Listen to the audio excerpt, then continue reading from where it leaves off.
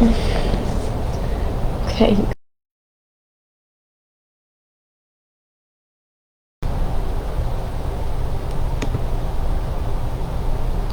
The strangest events, okay?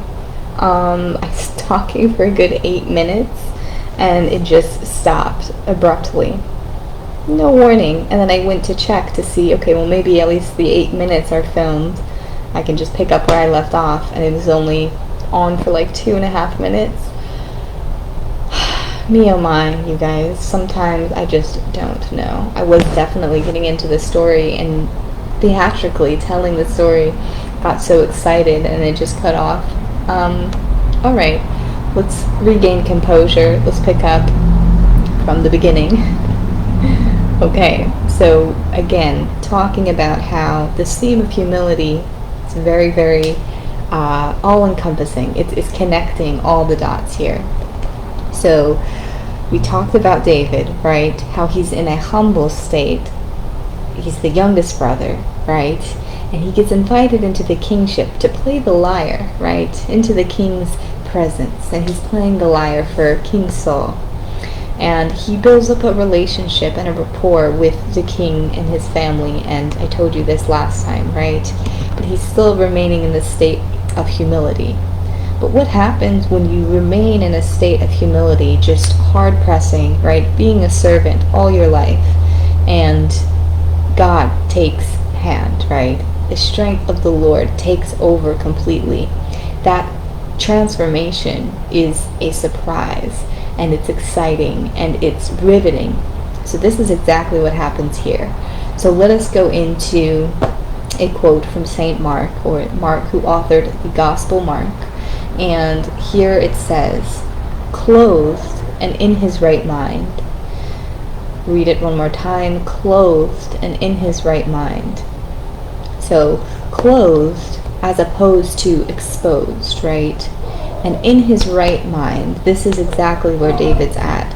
You know, he's been a studious and humble worker, right? He's working for his family as a shepherd.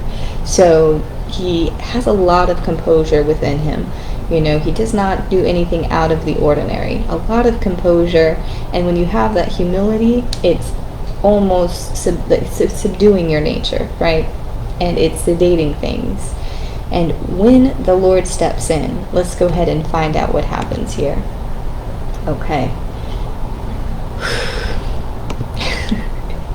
Restart. Okay, chapter 17. We're going to read through this story. I know you've heard it. If you've read ahead, you already know what's going to happen, but let me tell it to you, okay? Alright, now the Philistines gathered their forces for war and assembled at Sokoh in Judah. They pitched camp at Ephes Dammim between Sokoh and Azekah. As a champion named Goliath, who was from Gath, came out of the Philistine camp. His height was 6 cubits and a span. His spear shaft was like a weaver's rod, and its iron point weighed 600 shekels. His shield bearer went ahead of him. Pause, because we're going to go ahead and just take in that and give us a visual picture here. So 6 cubits, or a cubit I should say, is 18 inches, well over a foot. A span is 9 inches. So this individual, this champion named Goliath, is pushing 10 feet tall. Imagine that, 10 feet tall. If I see a gentleman that's pushing 7 feet, you know, my eyes are like that, okay? Imagine seeing an individual pushing 10 feet tall. And not only height, right? In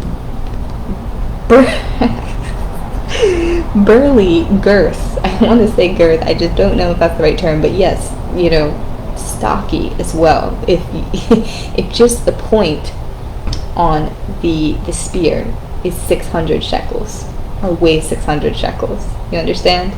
Just to give you a picture, right? Giant, absolute giant. So apparently, this Goliath has been coming to the Israelite camp, taunting them day after day, saying, "Come out and fight me," day after day. And of course, the Israelites are, kind of getting a little bit, what do we do? What do we do? Nobody wants to fight this man. Now Jesse says to his son David, "Take this ephah of roasted grain and these 10 loaves of bread for your brothers, and hurry to their camp." So Jesse's nudging David. He's like, "Go check out the scene. Go see what's going on over there. Everybody's kind of up in arms. Take these loaves of bread to your brother, who are soldiers at the time, and take this cheese to the king. Make sure everybody is good." When he walks into the camp, the Israelites have been saying, "Do you see how this man keeps coming out? He comes out to defy Israel. The king will give great wealth to the man who kills him. He will also give him his daughter in marriage and will exempt his family from taxes in Israel." David's like, "Say that one more time." Heard something about exemption from taxes. What was that? They repeated to him, David, what they had been saying and told him, "This is what will be done for the man who kills him." So immediately, David maybe just takes a beat, but he goes and talks to the king, and he asks him, he's like, "I want to go fight. Let me go and take down this giant." And the king's like, "David, please, you're a tiny individual, especially compared to this man. What are you thinking?" And he says, "The Lord who rescued me from the paw of the lion and the paw of the bear will rescue me from the hand of the Philistine." So he tells the king this story about how he was watching the flocks, and he actually defended himself from a lion and a bear. And yeah, thinking of David, it probably was not all him. Definitely was not all him. It was the Lord who rescued me. He immediately attributes that. The Lord saved my life, because let's face it, it's a lion and it's a bear, okay? Saul said to David, "Go, and the Lord be with you." Look at that. Okay. So I didn't put this part in here, but you know how this is done because we've heard it before. We definitely talked about this one, okay? David picks up some river rocks and has a slingshot and back right in the head. Maybe more right here, because I actually had a middle school teacher, maybe it was even elementary, who told us this. Kind of the science, if you will, behind how this had taken place and caused immediate death to this 10-foot giant. Maybe you guys have heard this as well.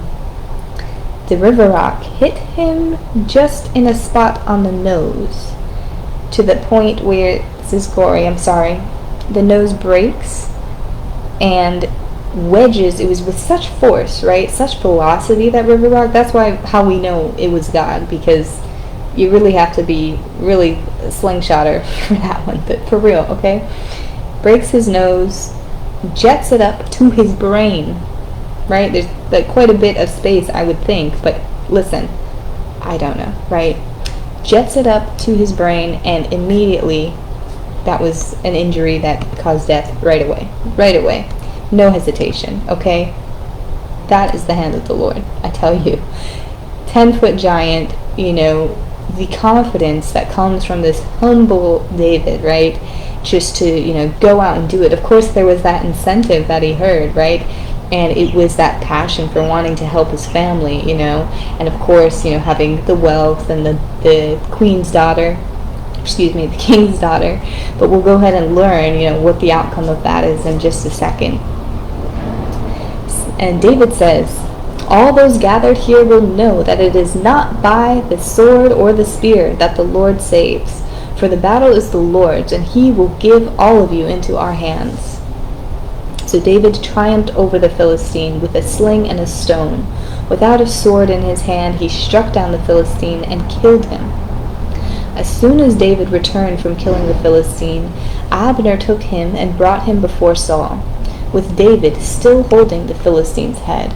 So this part I don't remember, but apparently the head of the giant was severed. Gory, I know.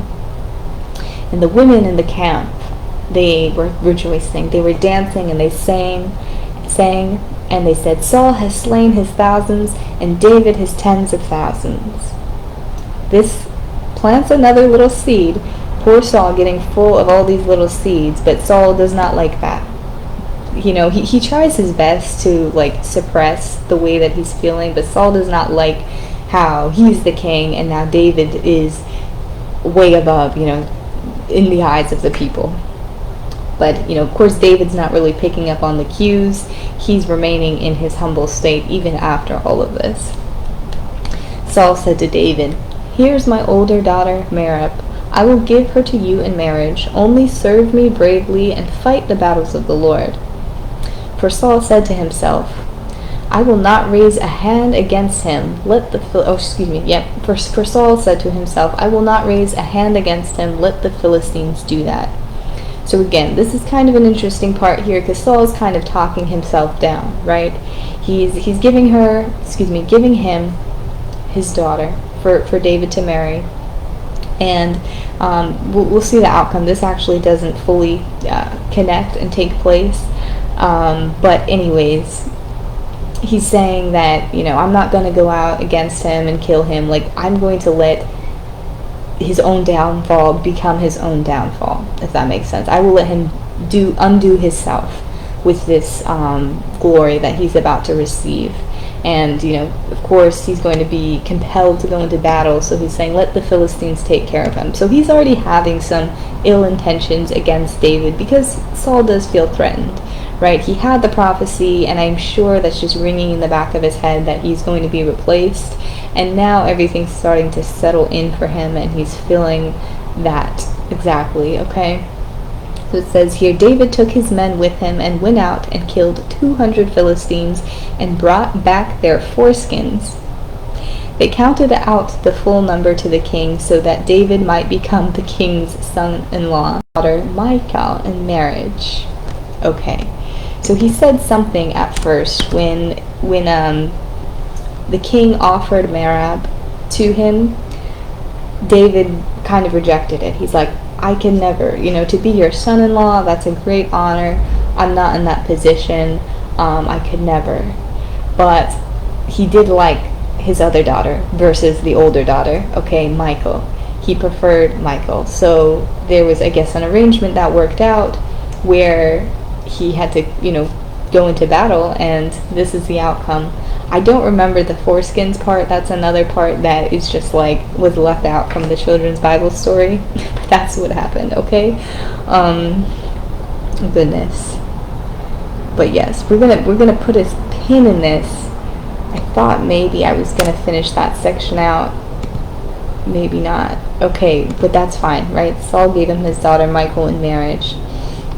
I didn't do any more transcribing, so we'll see what comes after this.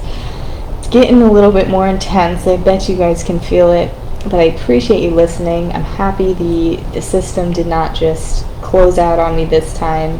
Have a fantastic weekend, a fantastic Saturday. I'll catch you soon.